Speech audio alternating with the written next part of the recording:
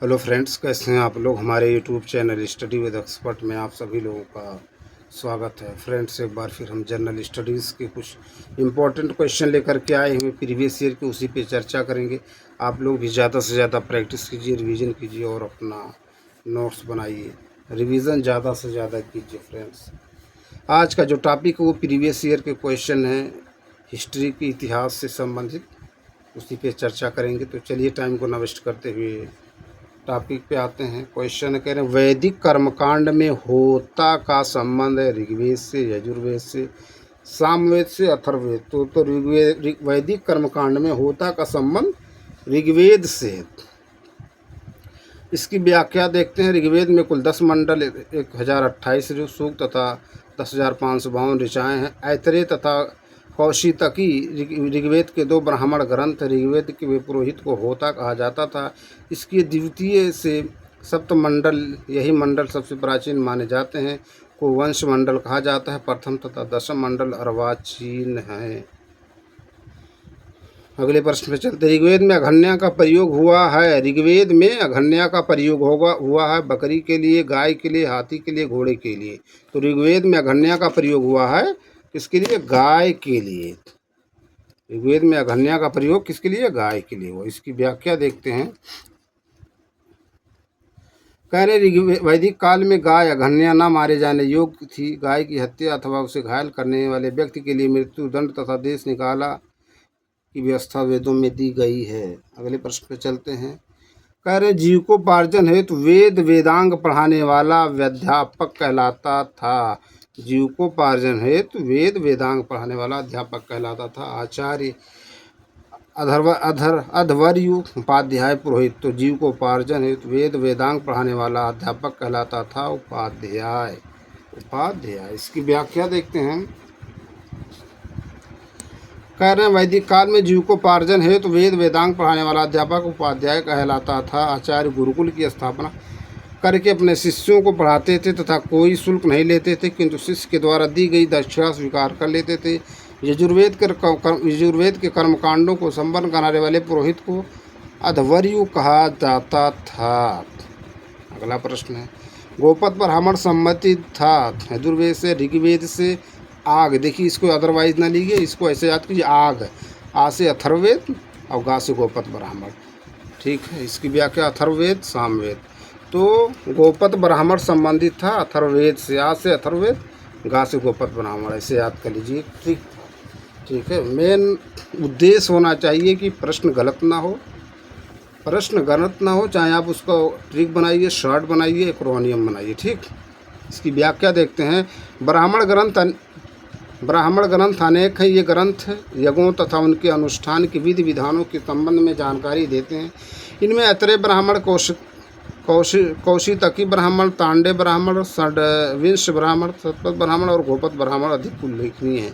महत्वपूर्ण बात यह है कि इन ब्राह्मण ग्रंथों का संबंध वेदों से है। ऐतरेय ब्राह्मण तथा कौशितकी ब्राह्मण का ऋग्वेद से, तांडे ब्राह्मण, षड्विंश ब्राह्मण, पंचविंश ब्राह्मण तथा जमीनीय ब्राह्मण का सामवेद से, शतपथ ब्राह्मण का यजुर्वेद तथा गोपद ब्राह्मण का संबंध अथर्ववेद से है।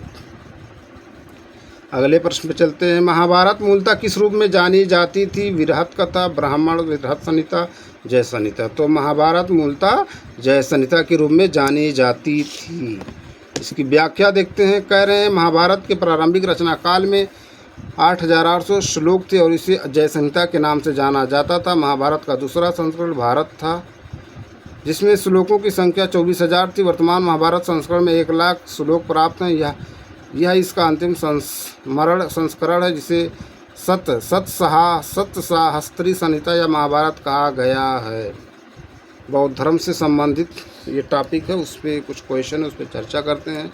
कह रहे हैं निम्नलिखित में से किस राजवंश के अभिलेख से इस परंपरा का समर्थन होता है कि लुम्बिनी शाक्यमुनि बुद्ध का जन्म स्थान था? मौर्य, शुंग, सातवाहन, कुषाण। तो ये जो है लुम्बिनी शाक्यमुनि बुद्ध का जन्म स्थान था, इसका उल्लेख जो है मौर्य वंश से। किसमें? मौर्य वंश। व्याख्या कह रहे मौर्य वंशीय शासक अशोक के रुम्मिन देय अभिलेख से सूचना मिलती है कि शाक्यमुनि बुद्ध का जन्म लुम्बिनी में हुआ था। इस अभिलेख के अनुसार अशोक राज्याभिषेक के 20 वर्ष बाद यहाँ आया आए थे सम्मानपूर्वक, और उसने उस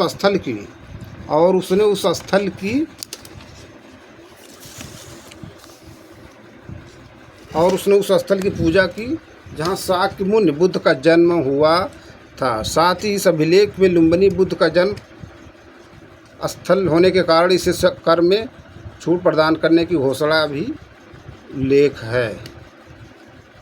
अगले प्रश्न पर चलते हैं। निम्नलिखित में से कौन एक अशोक का अभिलेख इस परंपरा की पुष्टि करता है कि गौतम बुद्ध का जन्म लुम्बिनी में हुआ था? बसाड़ स्तंभलेख, निगाली सागर स्तंभलेख, रामपुरवा स्तंभलेख, रुमिनदेई स्तंभलेख। तो ये है रुमिनदेई ठीक स्तंभलेख है ना। रुमिनदेई स्तंभलेख से पुष्ट होता है कि गौतम बुद्ध का जन्म लुम्बिनी में हुआ था। अगले प्रश्न पे चलते हैं।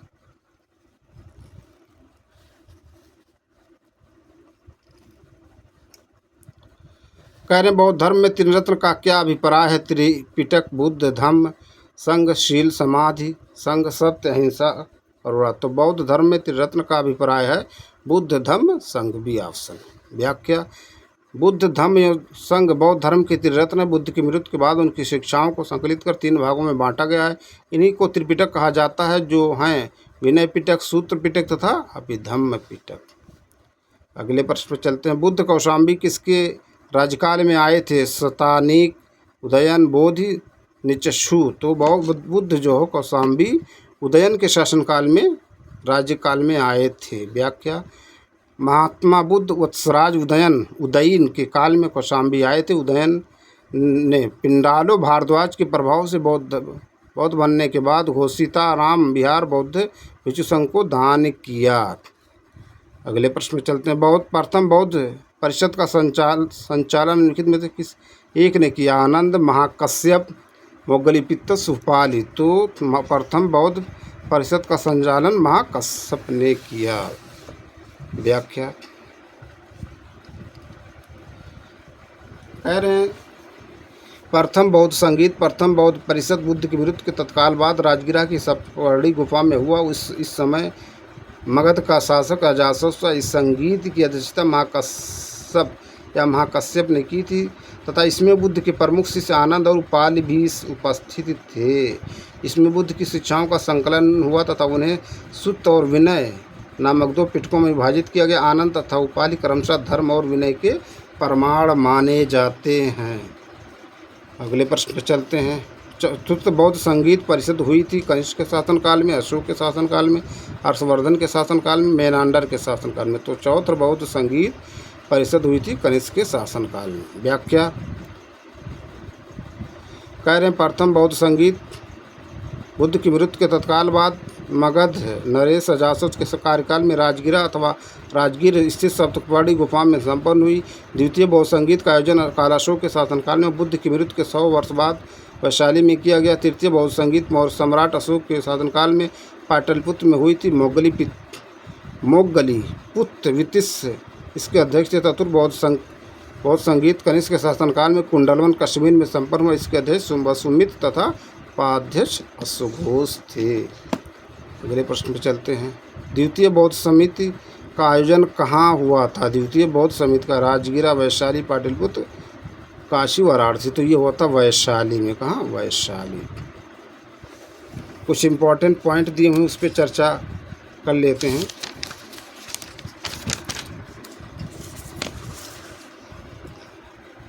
तो हम लोग गौतम बुद्ध से संबंधित महत्वपूर्ण पॉइंट पे चर्चा कर रहे थे।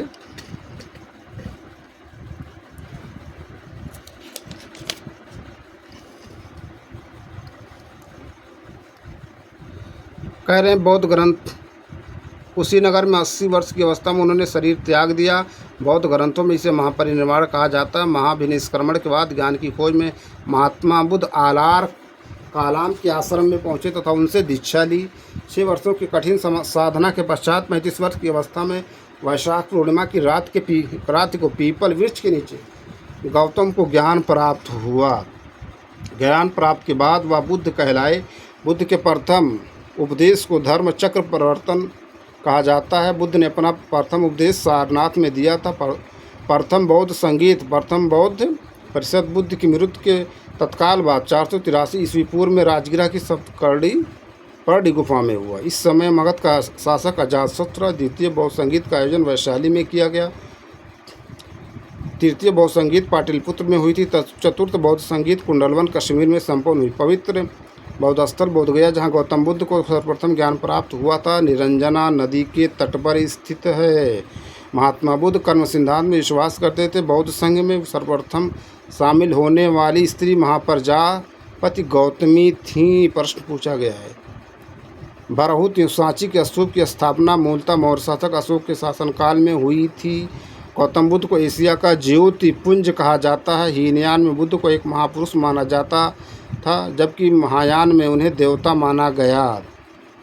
विक्रमशिला महाविहार की स्थापना पाल नरेश धर्मपाल ने की। नालंदा महाविहार विश्वविद्यालय का, ये देखिए है ना, पॉइंट दिया हुआ है, विद्यालय का संस्थापक गुप्त शासक कुमारगुप्त को माना जाता है ना। देखिए, अदरवाइज ना लीजिएगा, बस याद करने के लिए प्रश्न पूछा गया था। नालंदा महाविहार की है ना संस्थापक तो गुप्त से हैं। कौन थे? कुमारगुप्त। ना ऐसे याद कर लिया था, कान या नाक, का से कुमारगुप्त, ना से नालंदा। अदरवाइज ना लीजिए, बस याद करने के लिए। बुद्ध ने अपने जीवन की अंतिम वर्षा है तो वैशाली में बिताई थी। जैन धर्म से संबंधित कुछ महत्वपूर्ण पॉइंट है, उस पर चर्चा करते हैं। कह रहे हैं, जैन धर्म के मूल संस्थापक या प्रवर्तक प्रथम तीर्थंकर ऋषभदेव या आदिनाथ माने जाते हैं। महावीर स्वामी जैन धर्म के 24वें तीर्थंकर थे। पार्श्वनाथ जैन धर्म के 23वें तीर्थंकर थे। महावीर स्वामी का जन्म कुंडग्राम या कुंडल पूर्व में वैशाली के निकट लगभग 599 ईस्वी पूर्व में हुआ था। इनकी माता का नाम त्रिशला वैशाली के लिच्छवी गणराज्य की प्रमुख चेटक की बहन थी तथा पिता सिद्धार्थ यात्रिक क्षत्रियों के संघ के प्रधान थे। 72 वर्ष की आयु में राजगीर के समीप स्थित पावापुरी नामक स्थान पर उन्होंने शरीर त्याग दिया। जैन धर्म में पूर्ण ज्ञान के लिए कैवल्य शब्द का प्रयोग किया गया है। महावीर स्वामी को 12 वर्षों की कठोर तपस्या तथा साधना के पश्चात जिरंभिक ग्राम के समीप ऋजुपालिका नदी के तट पर साल वृक्ष के नीचे कैवल्य पूर्ण ज्ञान प्राप्त हुआ। तत्पश्चात वह केवलिन कहलाए। जैन धर्म में मोक्ष के लिए 3 साधन आवश्यक बताए गए हैं: सम्यक दर्शन, सम्यक चरित्र, सम्यक ज्ञान। इन तीनों को जैन धर्म में त्रिरत्न की संज्ञा दी गई है। जैन धर्म में 5 महाव्रत अहिंसा, सत्य, ब्रह्मचार्य, अस्तेय और परिग्रह की व्यवस्था की गई। चंद्रगुप्त मौर्य के शासनकाल में पाटलिपुत्र में प्रथम जैन संगीत आयोजित की गई थी। अशोक तथा उसके पौत्र दशरथ के समय में बराबर तथा नागार्जुनी पहाड़ियों को काटकर आजीवक संप्रदाय के अनुयायियों के लिए आवास बनाए गए थे। अब शैव भागवत धर्म से संबंधित कुछ पॉइंट हैं। प्राचीन काल में अर्धनारीश्वर के रूप में विष्णु की कल्पना की गई, जो पुरुष योग, प्रकृति अथवा देव और उसकी शक्ति के योग को दर्शाता है। देख लीजिए, है ना।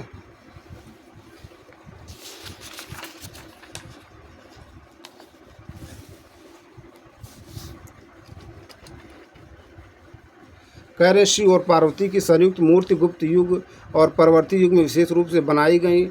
पुराणों के अनुसार पाशुपत संप्रदाय की स्थापना लकुलिश नामक ब्रह्मचारी ने की थी। लकुलिश को शिव का अवतार मानते हैं।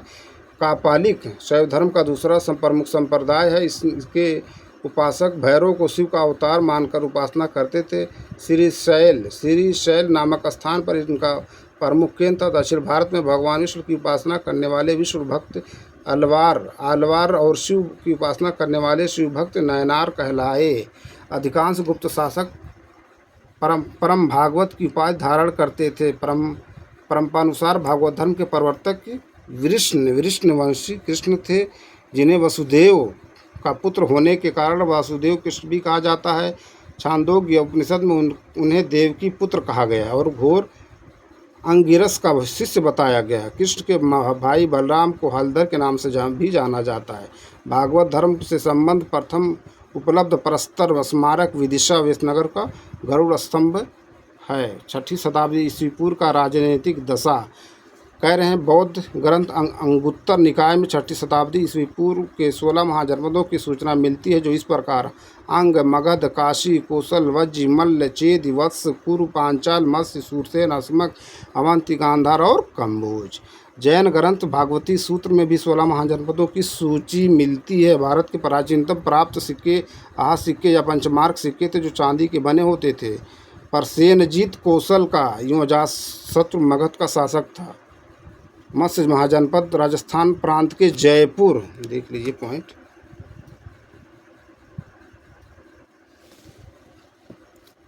जयपुर क्षेत्र में बसा है ना, जयपुर क्षेत्र में बसा है तथा इसके अंतर्गत वर्तमान अलवर एवं भरतपुर का एक भाग भी सम्मिलित था। इसकी राजधानी विराटनगर थी। कह रहे हैं गंगा या सोन नदी के संगम पर स्थित पाटली ग्राम में अजातशत्रु द्वारा दुर्ग का निर्माण कराया गया। बाद में उसके पुत्र उदयन ने पाटलिपुत्र को अपनी राजधानी बनाई। उदयन ने मगध साम्राज्य की राजधानी राजगिरा से पाटलिपुत्र स्थानांतरित की। मौर्यों के समय पाटलिपुत्र बौद्धों का एक बड़ा केंद्र बन गया। उदयन वासव दत्ता की दंत कथा उज्जैन से संबंधित मगध साम्राज्य की महत्ता का वास्तविक संस्थापक बिंबिसार लगभग 544 से 492 ईस्वी पूर्व था। गौतम बुद्ध के समय प्रसिद्ध वैद्य जीवक बिंबिसार के दरबार से संबंधित था। बिंबिसार ने अपने राज्य वैद्य जीवक को अवंती नरेश चंड प्रदोत के राज्य में चिकित्सा सेवा के लिए भेजा था। बुद्ध काल में गंगा घाटी में कई गणराज्यों के अस्तित्व के प्रमाण मिलते हैं, जो इस प्रकार हैं। कपिलवस्तु के शाक्य, सुमसुमार गिर के भग्ग, अलकप्प के बुली, केशपुत्र के कालाम, रामग्राम के कोली, कुशीनगर के मल्ल, पावा के मल्ल, पिप्पिलवन के मौर्य, वैशाली के लिच्छवी और मिथिला के विदेह। कह रहे हैं उत्तरी पांचाल की राजधानी अक्षेत्र थी तथा दक्षिणी पांचाल की राजधानी काम्पिली थी। आधुनिक बुंदेलखंड के पूर्वी तथा उसके समीपवर्ती भागों में चेदी महाजनपद स्थित था, जिसकी राजधानी सोतिवती थी।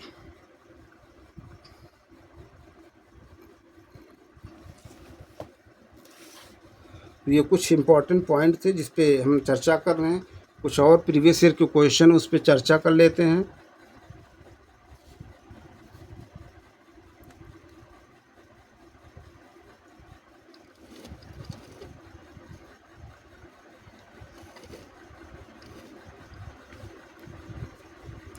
कह रहे सारनाथ की भूमि स्पर्ध मुद्रा वाली बुद्ध प्रतिमा कालांकित है। कुषाण काल से, गुप्त काल से, वर्धन काल से, राजपूत काल से। तो ये गुप्त काल से। देखिए इसकी व्याख्या दिया। कह रहे हैं भूमि स्पर्धा मुद्रा वाली सारनाथ की बुद्ध प्रतिमा गुप्त काल से संबंधित है। इसकी आध्यात्मिक अभिव्यक्ति गंभीर मुस्कान और शांत ध्यानमग्न मुद्रा भारतीय कला की सर्वोच्च सफलता का प्रदर्शन करती है। अगला प्रश्न, बुद्ध द्वारा रूपांतरित निम्न व्यक्तियों में से कौन सा अंतिम था? जानंद, वसुमित्र, गोसाल, सुबद्ध। तो ये थे सुबद्ध। कह रहे सुबद्ध वह अंतिम व्यक्ति था जिसके बुद्ध ने बौद्ध धर्म में रूपांतरित किया था। नागार्जुन की बौद्ध संप्रदाय के थे।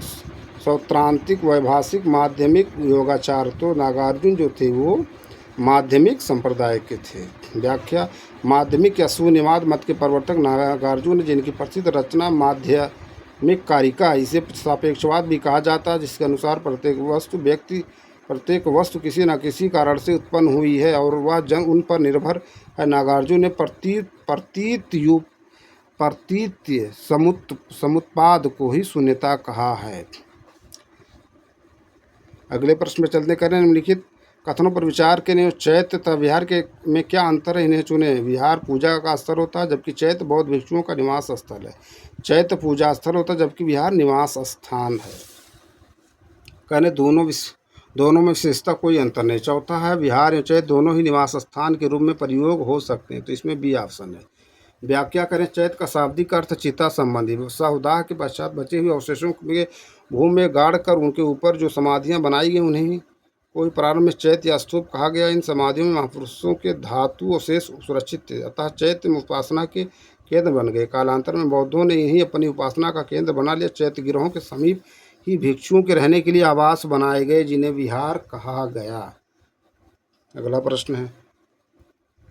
कह रहे सप्तपड़ी गुफा स्थित है सांची में, नालंदा में, राजगिरा में, पावापुरी में। तो सप्तपड़ी गुफा जो वो राजगिरा में है। राजगिरा है ना, राजगीर है। राजगिरा बिहार के नालंदा में जिले में स्थित एक शहर। राजगीर की वैभरा पहाड़ियों पर सतपड़ी गुफा स्थित है। अगले प्रश्न पर चलते हैं। कह रहे हैं हीनयान अवस्था का विशालतम एवं सर्वाधिक विकसित शैलकीर्त चैत्यगिरा स्थित है। पीतलखोरा में, जुन्नार में, कार्ले में, वेडसा में। तो हीनयान अवस्था का विशालतम एवं सर्वाधिक विकसित शैलकीर्त चैत्यगिरा जुन्नार में है। देखिए, कह रहे हीनयान अवस्था का विशालतम एवं सर्वाधिक विकसित शैलगिरा चैत्यगिरा कार्ले में स्थित, यह महाराष्ट्र राज्य में स्थित। अगला प्रश्न, वल्लभी विश्वविद्यालय स्थित था बिहार में, उत्तर प्रदेश में, बंगाल में, गुजरात में। तो वल्लभी विश्वविद्यालय था वो गुजरात में था। कहाँ? गुजरात में स्थित था। तो फ्रेंड्स, ये कुछ इंपॉर्टेंट प्रश्न जिस पर हमने चर्चा की। हम अपने अगले वीडियो में फिर मिलेंगे कुछ नए प्रश्न, नए टॉपिक के साथ। आप लोग ज़्यादा से ज़्यादा हमारे YouTube channel study with expert को लाइक कीजिए, शेयर कीजिए, सब्सक्राइब कीजिए, और आप लोग ज़्यादा से ज़्यादा रिवीजन कीजिए, अपना नोट्स बनाइए, और हमारे YouTube channel study with expert को ज़्यादा से ज़्यादा लाइक कीजिए, शेयर कीजिए, सब्सक्राइब कीजिए। Thank you friends.